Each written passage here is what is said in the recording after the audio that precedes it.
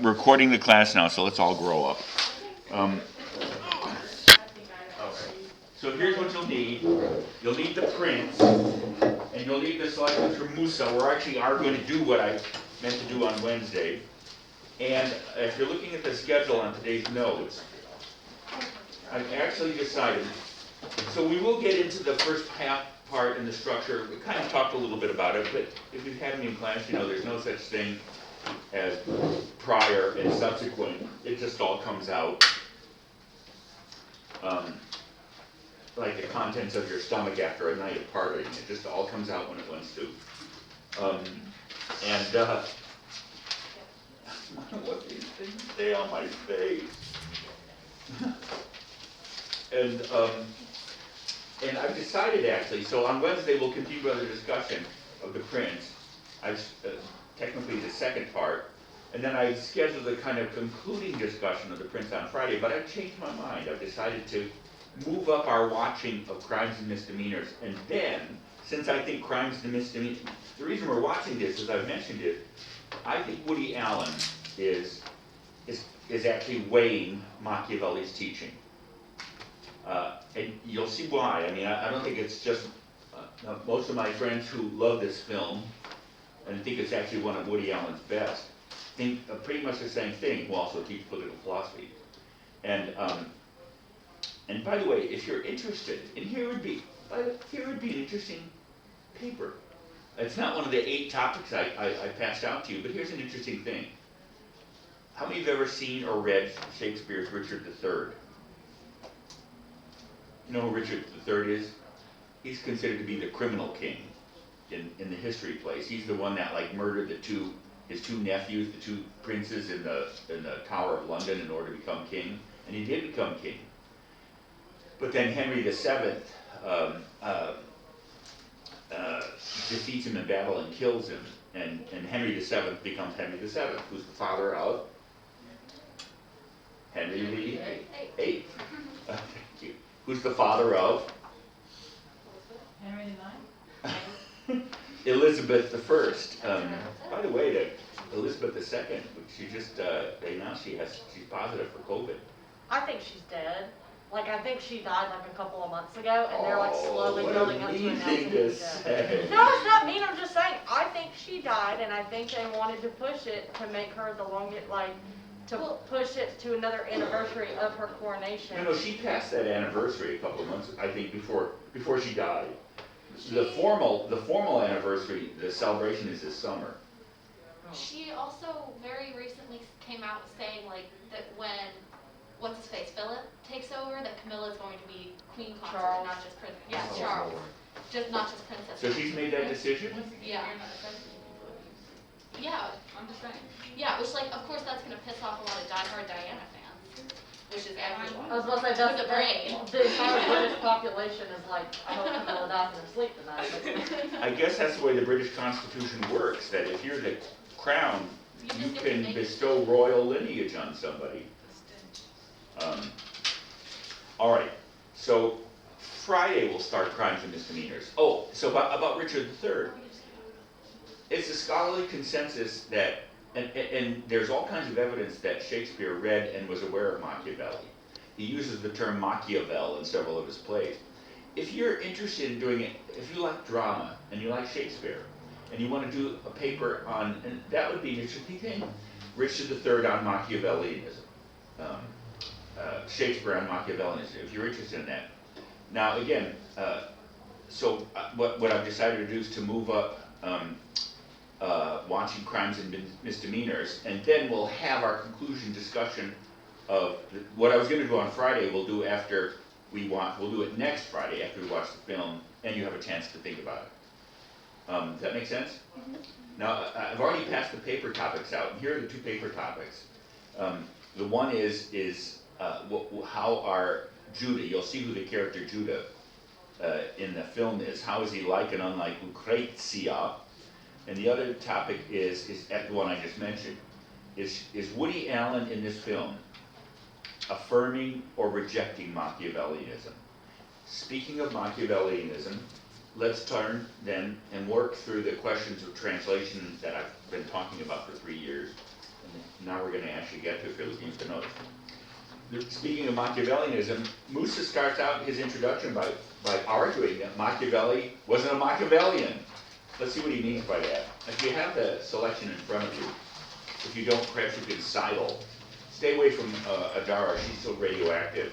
No, I'm just kidding. Do you have that? The Musa introduction? Did you print it off? Yeah, I'll let you use your electronic devices if it's on your computer. You know what I'm talking about? The material? I'm trying to think, when did you give it to us? Because I have my notes sorted in Like front a of long me. time ago, and then also like last week. Oh, you look like this. If you want, I'll come to your dorm room and recite it outside your window at midnight. Thank you for chuckling. You guys Steven, you're I don't know. That's it. Oh wait, this is it. Yes. There you go. I don't care what Dr. Dunn says about you. No. I don't care what he says about me. Yeah. I don't care what he says anyway. No, I'm just kidding. He's actually beginning the process of grieving. He'll come to my office all of a sudden and he'll say, you know how much I'm going to miss you. And I'll say in response, probably from time to time, like when I have indigestion or something, I'll miss you too. So since Anna, you have it, read the beginning of his introduction. It is ironic that a man as devoted to the service of his state and country as Niccolo Machiavelli should have his name used to represent everything he was not. To be Machiavellian is to be treacherous, double-dealing, crafty, and cruel. Machiavelli himself was none of these. And then he goes on to his family background. What's his point?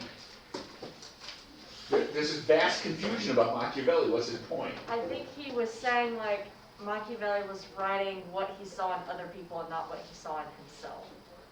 Well, when he says, first of all, how does he define Machiavelli? Everything bad and mischievous. And I have to say, that's probably what we mean by the term Machiavellian. And I have to say, after studying this author for decades now, I think that's probably not a bad. All right, so what's Musa's point? You're saying that he was everything, that there's a mistake. Now, notice, he doesn't say, by the way, that people get Machiavellianism wrong. What's his point about Machiavelli, the man, the individual? He didn't necessarily embody the characteristics he wrote about. Right, and I have to say, that's probably true. I mean, Machiavelli was evidently a nice guy. He was nice to his friends. And he was, again, to go back to, I've already mentioned this several times, like I think the three primary ways of interpreting him. Renaissance humanist, humorist. He was a humorist. Renaissance humanist, Christian humanist, or Machiavellian. Now, just because he didn't believe or behave always like the way he tells princes should behave, that doesn't necessarily say anything about the nature of his teaching, does it? So that leaves open the question, what is he teaching? What exactly is he teaching? Now, again, we talked about this on Friday. There is a certain sense in which, if you read the rest of Musa's introduction, I'll just repeat what I said on Friday, he comes to the conclusion that Machiavelli is not, let me put this very plainly. What I think Machiavelli is doing, and again, what my teachers and the school of political philosophy that I was raised in. Have you read The Prince now? Have you read the book? And especially chapter 15. Actually, let's just do that as an exercise. Let's jump ahead and not follow my own plan. Let's just read through chapter 15, just so the language sinks in your head, starting with Anna. Of those things for which men, and especially princes, are blamed or praised. It remains now to see what the modes and government of a prince should be with subjects and with friends. Because I know that many have written of this, I fear that in writing of it again, I may be held presumptuous, especially since in disputing this matter I depart from the orders of others. So by the way, what's he let you know in this first sentence already? It's already been talked about. And so why am I putting another boring politics book in front of humanity? Because it's different. Yeah, I mean, now he uses this phrase throughout his other works, new modes and orders. I'm introducing new modes and orders. So he's telling you on some level that what I'm writing is not the way politics has been talked about in all previous literature. Continue, Hannah. But since my intent is to write something useful to whoever understands it, it has appeared to me more fitting to go directly to the effectual truth of the thing than to the imagination of it. So by the way, let me just, Mansfield, remember, is a literal translator. And the Italian, not to show off that I'm so smart, he says the effectual, you might not be surprised to discover that in Italian, the word for truth is verità. Veritable. How many of you know French? How many of you know Spanish? Verdad is the word in Spanish that comes from the same thing. So, the word he's treating as, what's the word effectual mean? And in Italian it's la effettual verità. Effectual truth. He's creating a distinction at the end of the sentence. What's that distinction, Hannah, what you just read? It's speaking of like the actual truth as of what is presently existent, not what is existing in our imaginations. Yeah. So he's talking about two kinds of truth. For that matter, the word effectual is, I think we use the word effective in English, which comes from the same roots in Latin and Italian, or at least Latin. When something is effective, what does that mean? It accomplishes what it intended. Yeah. I actually think, and some translations of the Prince actually translate it this way, translate the word effettuale as effectual, which is literal, or practical. I think that's true. I think effectual, effective, or practical. So what is effective? Yeah, I think actually the way you define it is fine. It accomplishes what you set out, right? It produces, it's effective, it produces the effects, it's practical, it works. So what's the alternative of that? What's the other kind of truth in the end of this sentence? The imaginary truth. So what have all these prior writings on politics laid in front of you and tried to teach humanity about politics? And you're going to see not just politics, but human behavior. What have they grounded their teachings on? Their imagination. Huh? Their imagination. Yeah, imaginary reality. Well, we'll try to see what does that imaginary reality mean. Adara, continue. And here it comes. We talked about this sentence. And many have imagined republics and principalities that have never been seen or known to exist in truth. For it is so far from how one lives to how one should live, that he who lets go of what is done for what should be done learns his ruin rather than his preservation. So pause there.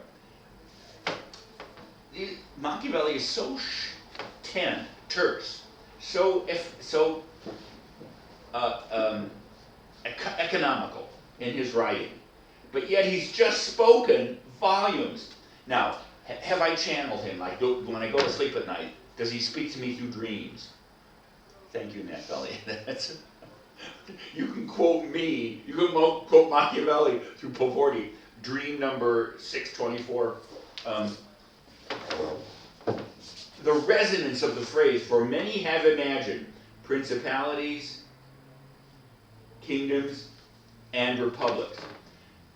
This has to be an echoed reference to the kingdom of God, the principality of the Lord, the Prince of Peace, and to the republic. Now, on the other hand, you go back to the first chapter, he does begin by dividing all political reality into principalities and republics. So that is a distinction that he uses himself. So if I were criticizing what I just said, or trying to qualify it or reject it, I would say, Pavarotti, you're overreading this sentence. All he does is referring this sentence to the dual modes of politics that in fact structures the book to some degree, and there may be something to that. But he's already telling you, he's trying to distinguish between how all prior writing on politics. And if you're living in Italy in the 1500s, you're essentially talking about two sources of writing on politics, the Bible and the Greek philosophic tradition. So I don't think it's overreading the text to say that he probably means Plato and the Bible here. Aaron, continue. For a man who wants to make a profession of good in all regards must come to ruin among so many who are not good. So by the way, how many of you want to be a good person? Sure. But what's the problem? The problem Machiavelli says you're going to encounter. Human nature kind of overrides that. Well, what about the shits around you? So if you try to be a good person in a world of shits, what's going to happen to you? Get taken advantage of. You're gonna be a little shitty too. Yeah, so what have you? I don't even need to tell you what he teaches. Continue, Aaron. Finish the paragraph. Hence it is necessary to a prince, if he wants to maintain himself, to learn to be able not to be good, and to use this and not use it according to necessity. So what's he telling us here? In order to be a good ruler, you have to learn how to be a bad person, but also know when you should and shouldn't be a bad person. And now, that's correct. And Steve, if you will continue, he's talking about princes, right? So if you want to hold political power, don't imagine you can do it by being Mother Teresa. But look what he says in the opening line of the next paragraph. Steve, continue. Thus, leaving out what is imagined about a prince and discussing what is true, I say that all men, whenever one speaks of them, and especially princes, since they are placed higher, are noted for some of the qualities that bring them either blame or praise. So what does he do in this sentence? What does this sentence add to what he just said at the end, at what Aaron read at the end of the previous paragraph? Yeah, Steve?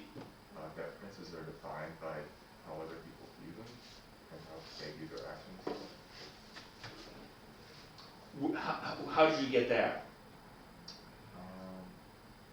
Because it says that they're noted for some of the qualities that either blame or praise. Well, obviously you can tell when a student doesn't say what the professor wanted him to say. So, that's a very fine attempt, Steve. That's not what I wanted to hear. That's a better way of putting it than saying you're wrong, isn't it? At least I'm just telling you it's not what I wanted to hear. But here's why it's, yeah, I'm sorry, Hannah, go ahead. No, I was just gonna say maybe it would help if it was phrased differently, the question. Well, by the way, how do we know, and this, I want you to know, this all writers on morality, the Buddhists, the Taoists, the Confucianists, the Greeks, everybody. How many have ever had children? All right, that we know of. How many of you have ever been children? I hatched from an egg. Did you say you hatched from an egg? Yes.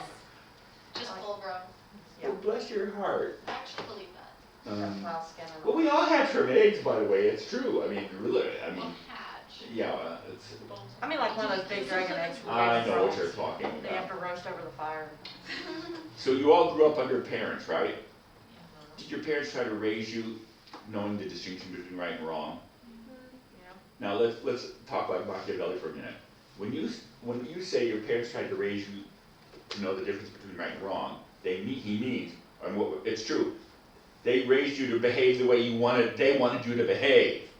Yeah. Is that now that's objectively true. Now if you press your parents, I think all of your parents would say, yeah, it's true. I raised our children to behave the way we wanted to behave. Not because we'd have somebody to wash the dishes at night or to make sure they cleaned up their room. But if you press their parents, the way your parents want you to behave, it was their image of what a good person is. So wouldn't it be fair to say that your parents tried to raise you in order to be good people and not bad people? But also it's up to interpretation what your parents' definition of a good person would be. Well, it's up to their interpretation, right? Yeah, well, yeah, we might misunderstand our parents.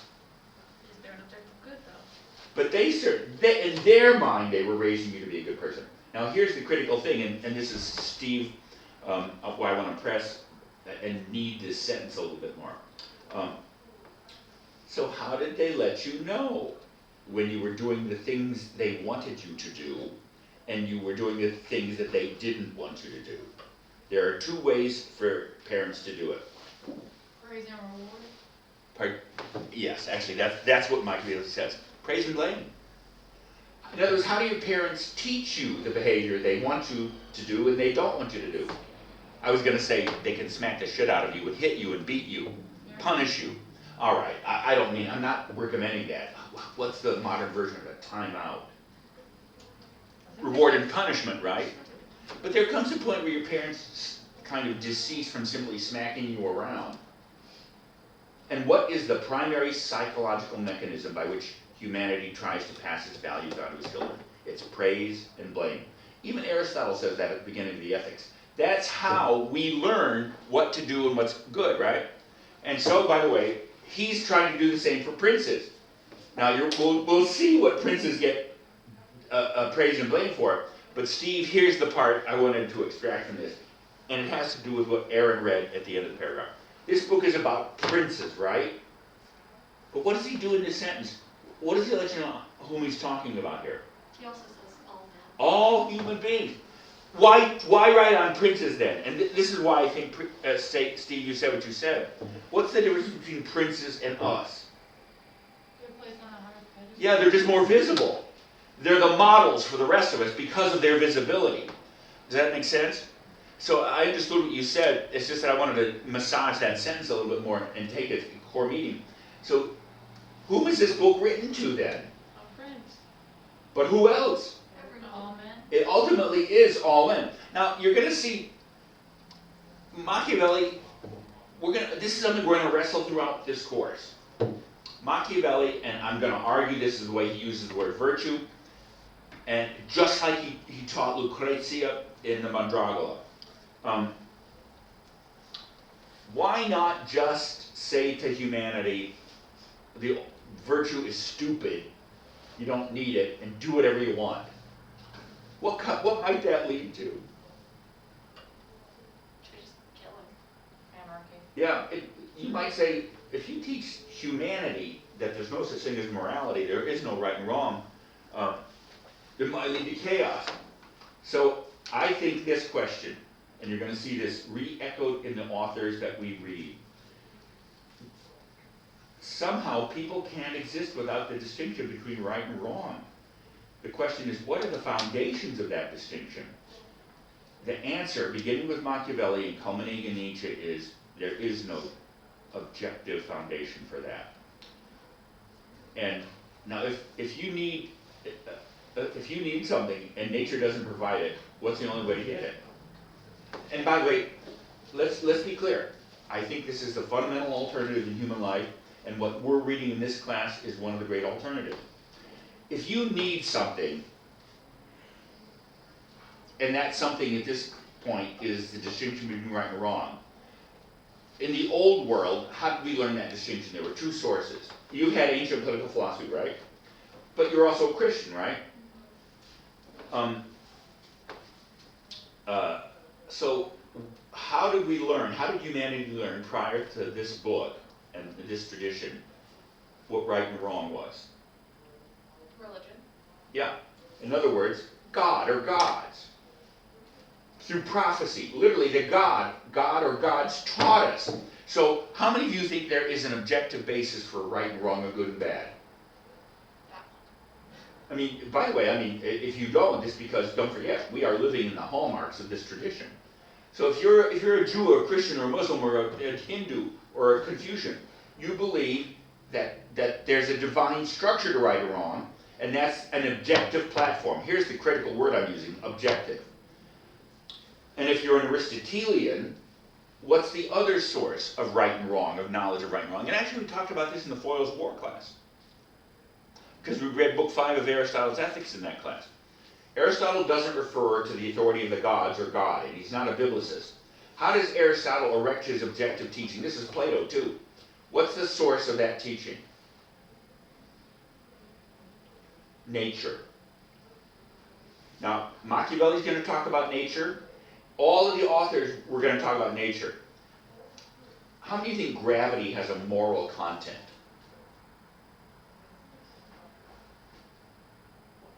In an earthquake, doesn't gravity pull buildings down on both innocents and criminals?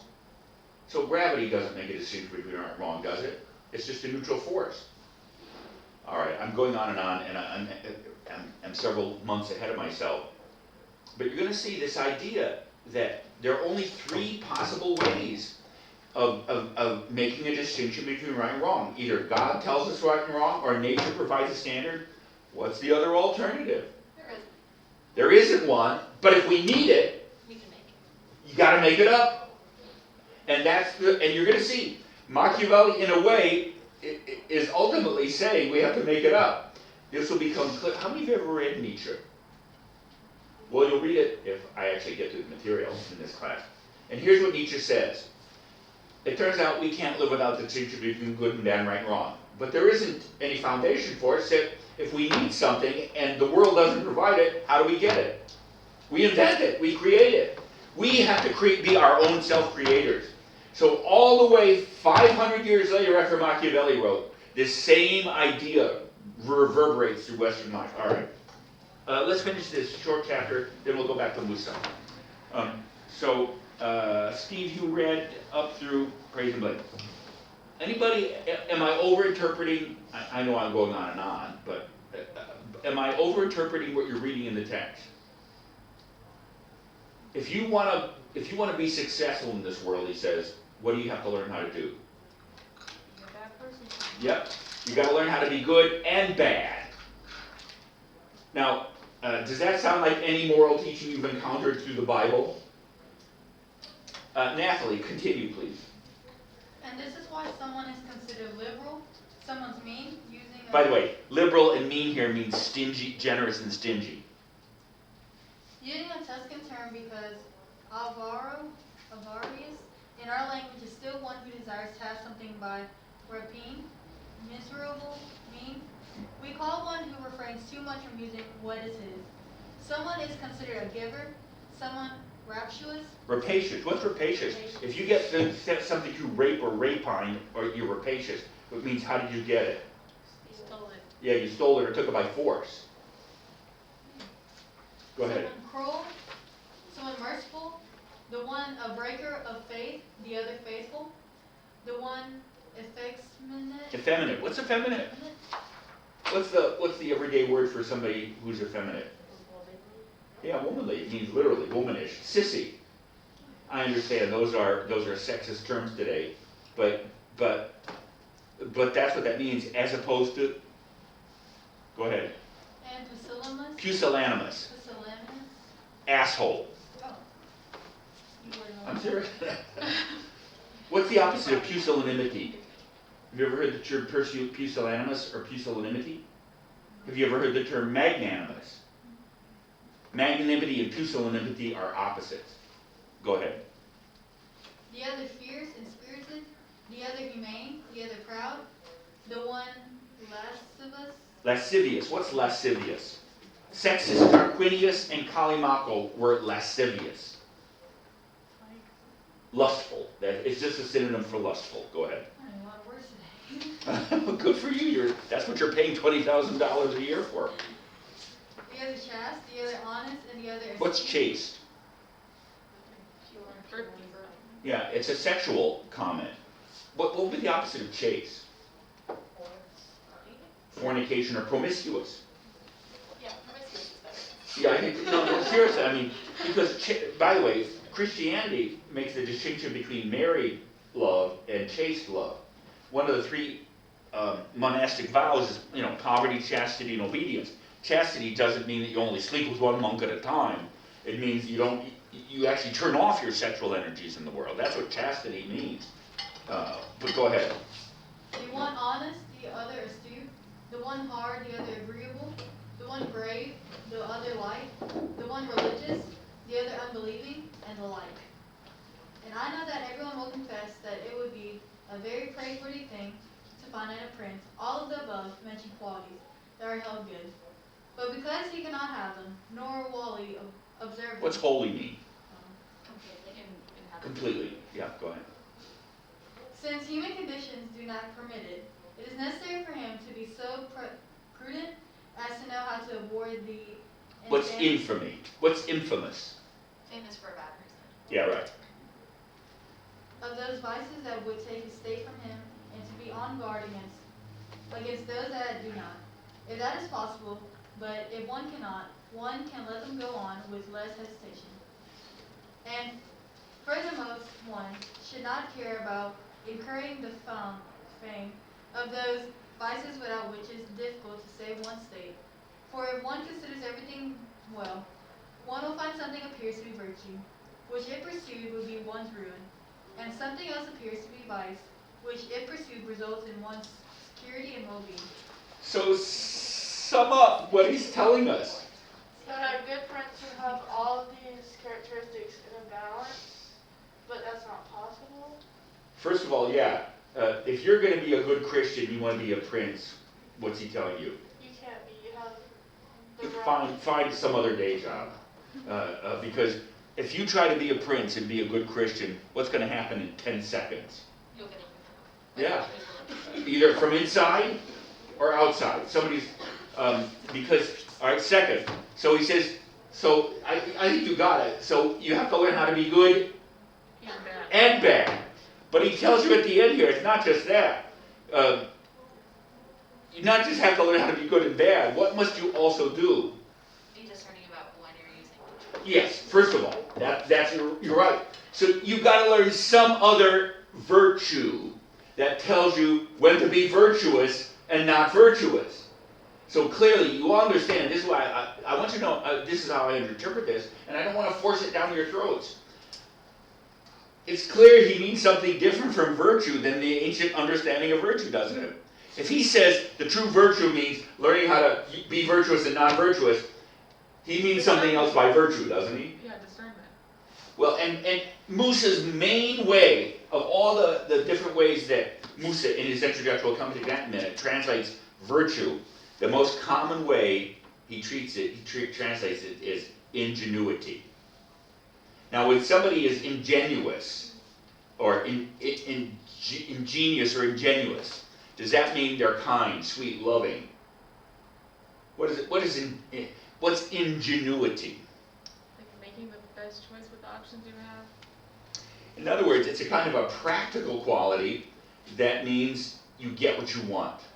I think, isn't that cleverness? You're clever about getting what you want. Wasn't Hitler clever about getting what he wants?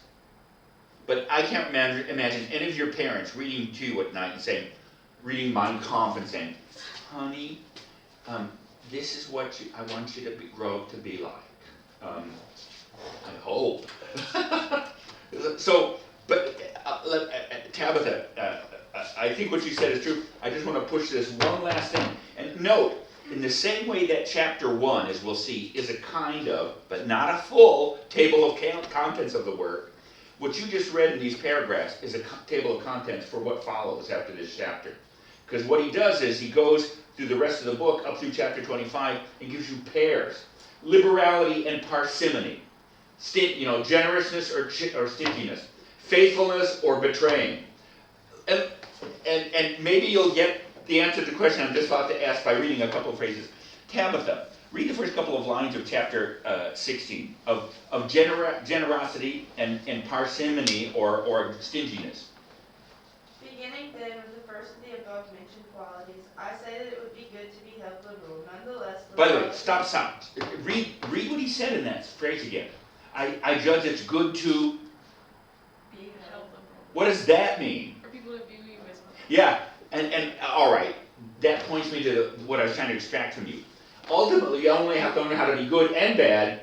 You have to know how to learn how to look, how to wear the appearance of these virtues while you're doing just the opposite.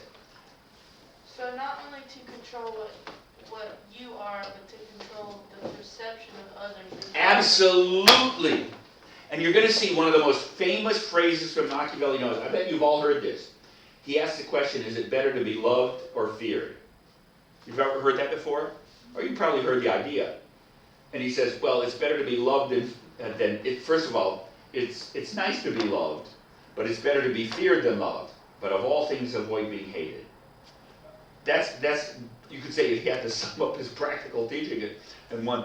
But the truth of the matter is, yes, not only do you have to constantly calculate how to get what you want, you also constantly have to shape the image that other people see of you if you're going to be successful. So yeah, you have to be a constant appearance manager. You have to be your own PR person. Which means, by the way, not telling the truth about yourself. Does that make sense? So go ahead. Nonetheless, liberality when used so that you may be held liberal hurts you. For if it is used virtuously, and as it should be used, it may not be recognized, and you you will not escape the infamy of its contrary. And so, if one wants to maintain a name for liberality among men, it is necessary not to leave out any kind of lavish display. So the prince who has done this will always consume all his resources in such deeds. So by the way, let me give you the one sentence abbreviation of this chapter. So what does a prince have to look like? And everyone else, what does everyone have to see in you? That you're generous. Pardon me? That you're generous. Yeah. Except the problem is if you're overly generous, what's going to happen to your money? It only happens. So you know what his solution is? Be generous with other people's money. All right, Anna, chapter 17, the opening lines of chapter 17. Of cruelty and mercy, whether it's better to be loved than feared or on the contrary. We had what we just talked about. Descending next to the other qualities cited before, I say that each prince should desire to be held merciful and not cruel. Nonetheless, he should take care not to use this mercy badly. Go ahead. All right. So by the way, again, just like generosity, it's important to be seen as merciful, but you're going to see his favorite example of Cesare Borgia as being merciful is, and we're going to see when we go back to the beginning of the prince. They're principalities, right? What's a principality? We're the rulers of what? A prince. And what's a republic? When the ruler is elected. Well, as you're going to see, it's interesting. Some of them are like weirdly appointed. Or Who rules in a republic? Like when you say the United States, when you look at Great Britain, whether she's dead or alive or on in the grave, one foot in the grave and another banana peel, who is the sovereign of Great Britain? The monarchy? Yeah, it's a principality. I just made that word up. It's a crown, right? England is a principality. Actually, there are still 9 constitutional monarchies in Europe. So, all right, what about the United States? Is Joe Biden the ruler of America? No, technically it's the people. Through what mechanism? Representation? We elect people that we deem. And what governs those processes? Voting. Wait. I'm looking for a particular word. 4 days later, when we're starving to death. Yes. Oh. I didn't think I was right. Article 6 of the Constitution says, "This Constitution and all laws of the United States pursuant thereof and all treaties of the United States shall be the supreme law of the land." When you look at a principality, what do you see at the top? A person, a human being, right? When you look at a republic, basically, you're going to see he qualifies as up the wazoo. When you're looking at a republic, what rules in a republic? The laws, the Constitution. Now, I didn't mean to force words into your mouth, but you see, if you answer the question, what rules in the United States, you could say the people do, but the people actually don't get together and then decide to, technically, what rules? The Constitution rules. So on one level, you're going to see, but then it gets messy. And part of the messiness of his teaching, but what I want to say is which do you think? So if you've read the first part, and we'll see how the first part unfolds from chapter 1, what's the easiest kind of principality? What's the easiest kind of political entity to acquire? A hereditary principality. Why? If you want to acquire, what's the only thing you have to do? To be maintained properly. Kill that guy. And you got it, right? As you'll see later on. Like the Lion King. Go ahead, yeah? I said like the Lion King. Just like that. Exactly like that. Which is, what Shakespeare play is that? Oh. It's a Shakespeare play. It's probably Richard III. I don't remember. Because that's the one in which he literally kills everyone around him to get to the crown. So on one level, now you're going to see one of the big distinctions already in the first part is, and we saw this. What's the difference between Sextus Tarquinius and Callimaco? Did they get what they wanted? Yes. But why is Callimaco the better model? What happened to Sextus Tarquinius? He was killed in the revolution as long as it as Yeah. well as everybody else. So he got what he wanted, but what was the price he paid for it? His life. So And Rome. remember, this is one of the fundamental dualities within Machiavelli. Acquistare, mantenere. Getting and what's the opposite? Maintaining, holding. Because what was the problem with it? He got it, but then he lost it immediately, right? What about Callimaco? He gets to keep it. He gets to keep it. So if you're going to acquire, and you're going to see right in the beginning of the book, he says it's very natural to acquire. And by the way, if I sit and tell you it's the most natural thing in the world to acquire, what am I in fact inviting you to do? Because I'm praising it, isn't it? Everybody wants to acquire, so if that's the case, do it, right? To praise acquisition is an incitation to do it. Does that make sense? Now, but the problem is, the things that are easy to acquire may be difficult to hold on to. And so, as you're going to see, his complete practical political teaching is how to acquire in all the different situations, but then how to hold on to. So is it easier to acquire a republic or a principality? A principality. Because all you have to do is kill. Whoever's. Well, and even if you're in control of a republic, you're still not, because the laws are still ruling it. Yeah, It's so kind of like, so you know what he says? If you really want to, and he says, if you really want to acquire a republic, a state that's been used to living under its own laws for many years, I mean, let's say Justin Trudeau got tired of screwing over the truckers in Canada and decided it's time for me to take over Washington, D.C. Would it be enough just to kill Joe Biden? Nancy that would be a Pelosi? fight I'd want to see, though. Yeah, remember, I'm not advocating this. I'm not saying do this at home. So what does Machiavelli say? If you really want to take over a republic, what do you have to do? Kill everybody. Everybody. So on one level, people say, oh, Machiavelli would never approve of Stalin or Hitler. Baloney! So on one level, now, how do you, he says if you want a republic, you got to destroy it. Why? Why do you have, if you want a republic and you want to make it yours, why do you have to destroy it, kill everyone? Because the people are already used to living under that kind of freedom. I mean, on one level, you could say this. To take over the United States means getting rid of the Constitution. Now, I'm going to say something very idealistic. How many of you have ever said the Pledge of Allegiance? How many of you meant it? I think when I was little, I meant it. Well, I mean it today. I mean, I cry every time I say the Pledge of Allegiance. I can't remember the last time I said the Pledge of Allegiance. I was about to say, I stopped saying it probably about a year into high school, so I haven't said it. All right, well, They did it in the morning, and I didn't have class in the morning. So, I could teach you the Pledge of Allegiance. But technically, to do away the Constitution, you'd have to do away with anyone that loved the Constitution or internalized it. Mm-hmm. they do. So on one level, you guys may be cynical. You may think the United States is a piece of shit. But how many of you would rather live under constitutional government than under Xi Jinping? So on one level, even the most anti-American Americans admit there are certain advantages to living under the Constitution. Oh, yeah. So on one level, if you really wanted to wipe out the Constitution, it's not a question of wiping out a what, it's a question of wiping out who. Now, you'll see, he pulls back from that. He says, well, if you really don't want to or can't kill everybody, then probably you have to go and set up colonies. You have to send colonists to take it over. So you kind of like, you take it over from within through a gradual process of time. And you'll see, that's what he praised the Romans for. Actually, he praised the Romans for were the Romans good at killing everybody? Yes, they were. But the Romans they weren't like termites that went through the civilized world.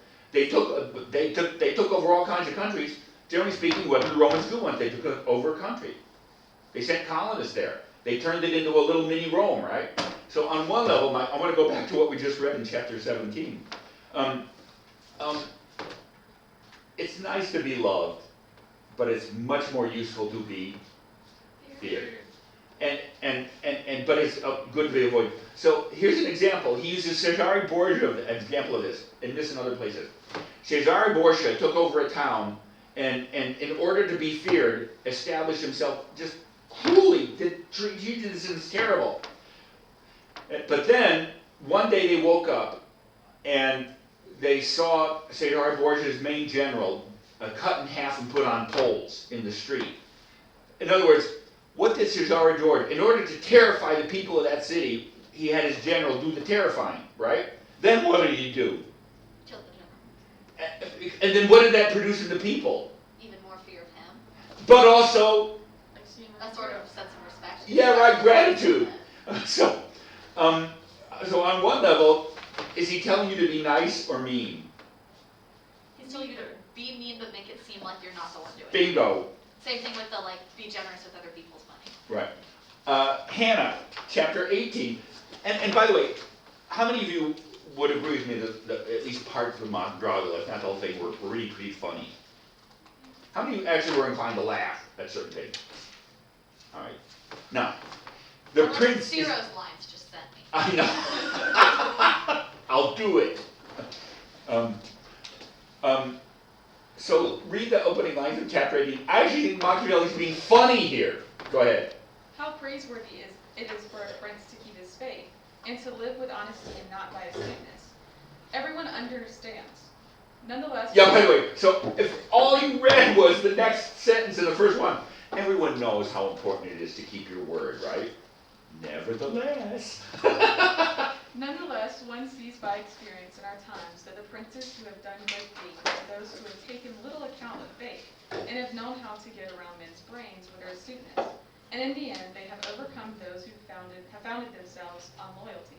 Now, by the way, if you looked at the board on Friday, we'll come back to this. I actually think, in addition to the principle of organization of chapters 15 through 26, the latter half of the book, is the second part of chapter 15. It talks about all these pairs of virtues and vices, right? But there is an overall structure to part 2, what I would call part 2. 15 is the new morality. And what's the new morality? Do what works. But you're going to see that moral political teaching rests on a platform. And what he's doing in chapter 18, we'll come back to this on Wednesday. He's actually laying what I call the new humanity. Now, for you to understand this, as long as I mentioned, I'll talk about it. The Bible. How does the Bible describe human beings in Genesis, in their creation? What's unique about their creation? They're in the image of God. Right. We're animals, right? Especially at faculty meetings. That's why I always said, if you're a Skinnerian psychologist who thinks that all human behavior is explained by rats, you must have observed the faculty meeting. All right, anyway. But we're animals. How many of you agree we're animals? I mean, after all, we have to eat and shit. We have to have sex to reproduce, unless that's something you can do on Amazon now. I don't know. And how many of you agree we have much of the... it's like a Venn diagram. You know what a Venn diagram is? You know, intersecting circles, everything in circle A, every point.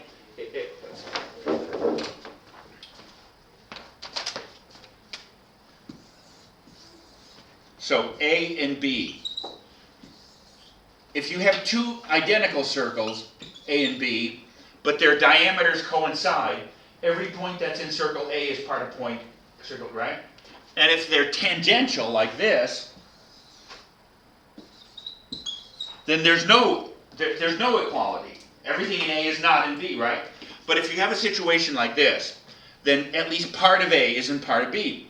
And so the Bible and Aristotle all say this is beast and this is God or angels. So where's the messiness of human life? Why is human life so confusing and messy? Yeah, we're part beast, and we have passions that we can sometimes watch but can't control. Like an animal. I know my cat Mordecai loved me. I know he did. Almost every night he would creep into bed, and then this was our ritual. I know it's going to sound creepy. There were no tongues. So I'm a side sleeper. So he'd jump into bed. He'd come and he'd start, and I'm lying like this, he would start nuzzling his head against my chin. What he wanted me to do was to turn over on this side. And then he would come, and he would flop down against me and start nuzzling into my chest, and then move up and tuck his head under my chin. That was the last thing I remember on the day that he died. Now one time, in the back door, by the cat door, there was another cat that walked by, and Mordecai saw him through the patio door, and started going crazy, as they will do, like dogs do, right? And he went to go through the cat door, and I grabbed him to prevent him from going out and getting into a fight with the cat, and he turned around and bit me. Now, but he loved me, right? Why did he bite me? Because you were impeding him from doing something he wanted to go do. Animals can't control their passions, right? That's what an animal is. So on one level, the human in prior writing was always a synthesis or a tense combination of animal and divine. What's the new human in chapter 18? Machiavelli drops the divine, and instead he locates the human not as a synthesis of the bestial and the divine, but a combination of two beasts. The new human becomes a combination of lion and fox. So what's happened to the divine element of human nature? It's gone. And the new human synthesis is actually two kinds of beasts. And then as you're going to see, my argument is in chapter 25, he lays down a new cosmological foundation. All right. We'll continue with this on Wednesday.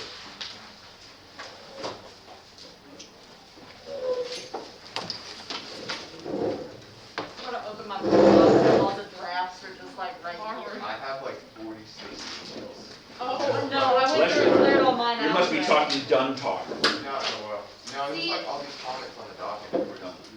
So by the way, if I had to say one thing about to summarize today and to refute Musa, how many of you agree that Machiavelli wasn't necessarily personally a monster? Then you don't have to deal with all those emails. He was a nice person and had friends like the rest of us, right? And he was born and he died a Roman Catholic. That's smart. Hopefully nobody was trying to contact How many of you would agree that just him? the circumstances of a person's life may or may not explain their teaching? Yep. That's the critical thing I wanted you to take away from this discussion. I was talking to Steve about It was so awkward. I'm deliberately not erasing the board so as to put it in Dunn's face because he always says, man, I don't want to erase the board. Okay. Someone in the debate was like, who's Stephen Greer? And I was like, that's me. That's Romania. Because I kept seeing my name like in the chat for like my Gmail. I was like, that's me. No.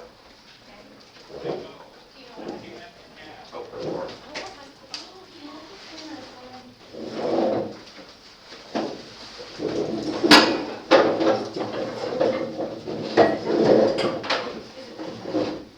I guess so, yeah, I see the big.